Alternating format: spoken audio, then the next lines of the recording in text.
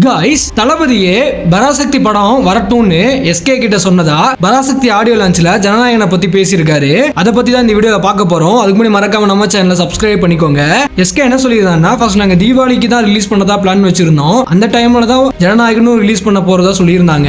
So அதனால நாங்க பொங்கலுக்கு பிளான் பண்ணி தள்ளி போனோம். பட் சடன்லி விஜய் சாரோட ஜனநாயகனும் பொங்கலுக்கு புஷ் பண்ணிட்டாங்க.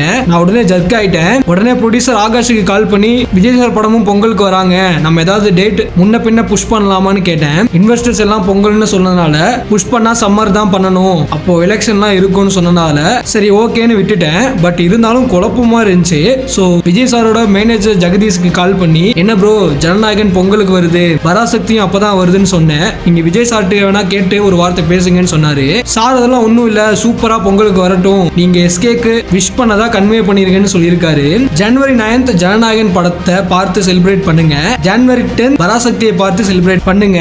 இன்னும் கூட சொல்றேன், யார் என்ன வேணா சொல்லட்டும், இது அண்ணன் தம்பி பொங்கல் தான் பராசக்தி ஆடியோ லான்ச்ல எஸ்கே பேசியிருக்காரு. இந்த படத்தோட ட்ரெய்லர் பாத்தீங்கன்னா 4th Jan 6 PM வருது. கைஸ் எஸ்கே பேசினதை பத்தி நீங்க என்ன நினைக்கிறீங்க அப்படிங்கறத மறக்காம கமெண்ட்ல சொல்லுங்க.